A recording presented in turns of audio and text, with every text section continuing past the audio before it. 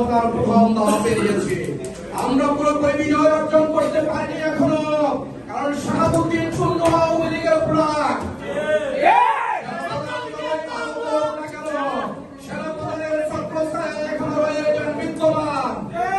অন্তর্বর্তীকালীন সরকারের যাদের নাম প্রকাশ করা হয়েছে আমরা এখনো পুরোপুরি তাদেরকে বিশ্বাস করতে পারছি।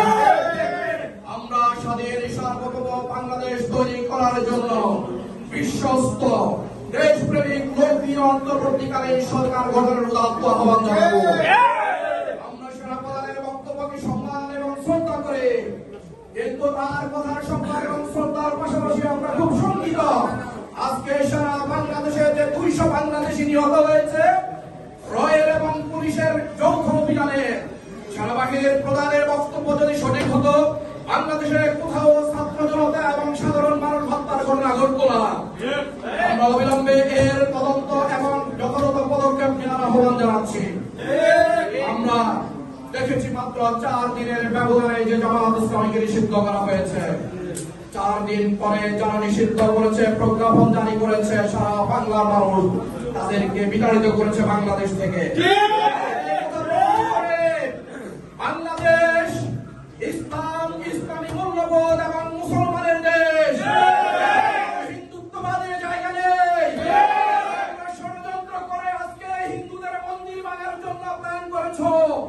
তোমরা তোমাদের সন্ত্রাসী ছাত্রলীগকে লেলিয়ে দিচ্ছ। বাংলাদেশের ছাত্র জনতার গায়ে যদি আর একটি আঘাত আসে, পাল্টা আঘাত আসবে।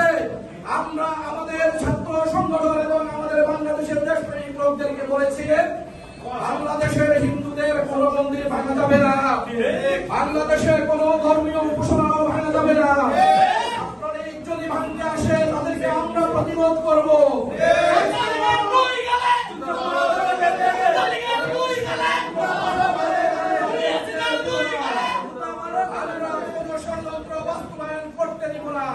আগামী দিনের বাংলাদেশ হবে 71 সালের সেই স্লোগানের ভিত্তিতে সাম্য, মানবাধিকার এবং সামাজিক মর্যাদার ভিত্তিতে আগামী দিনের একটি সুন্দর বাংলাদেশ তৈরি হবে।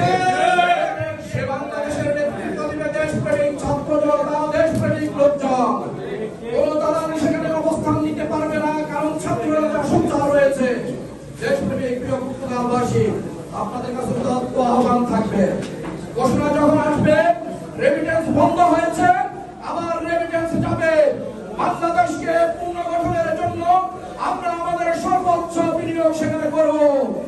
আমরা যখনই আমাদের নেতৃবৃন্দ ঘোষণা দিবে বাংলাদেশের জনগণের জন্য যে কোনো ধরনের ত্যাগ স্বীকার আমরা করতে বাধ্য।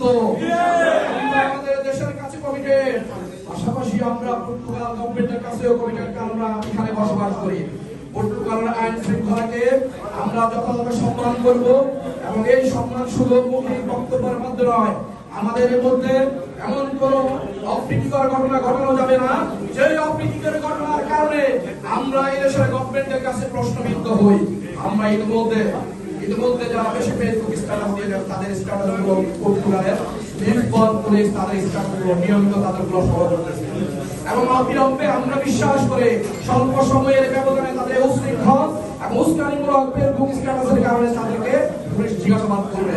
তাদের এই সকল ক্ষেত্রে আমাদের সতর্ক অবলম্বন করা উচিত। আমরা শান্তিপ্রিয় বাংলাদেশী লোকজন এখানে বসবাস করি, আওয়ামী লীগ ছাড়া আর কেউ বিশৃঙ্খল নয়। সকল জায়গায় এটা প্রমাণিত, উশৃঙ্খলতা বিশৃঙ্খলতা সকল কিছু করে আওয়ামী লীগ, ছাত্রলীগ, যুবলীগ, এখানে কোনো উস্কানি তাদেরকে জায়গা দেওয়া হবে না। আগস্ট মাস সম্মানের মাস, আগস্ট মাস বাংলাদেশের মানুষের মুক্তির মাস, আগস্ট মাস খুশির মাস, শুধুমাত্র উল্লাস উচ্ছ্বাস প্রকাশ হবে। উদ্দীপনার মাস হিসাবে আগস্ট মাসকে উদযাপন করবে। আমরা সকালবেলায় আমাদের প্রতিনিধি পাঠিয়েছিলাম অ্যাম্বাসিডর যে কমিটমেন্ট করেছে, ছবিটা দিয়েছে।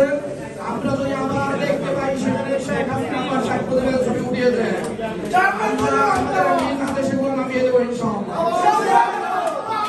আওয়ামী লীগ নামক একটা জোট সারা পৃথিবীব্যাপী তৈরি হয়েছে। আওয়ামী বিরোধী এই জোটকে শক্তিশালী করার উদ্দেশ্য আহ্বান জানিয়ে আমি আমার কথা শেষ করলাম। আসসালামু আলাইকুম ওয়া রাহমাতুল্লাহি ওয়া বারাকাতুহু।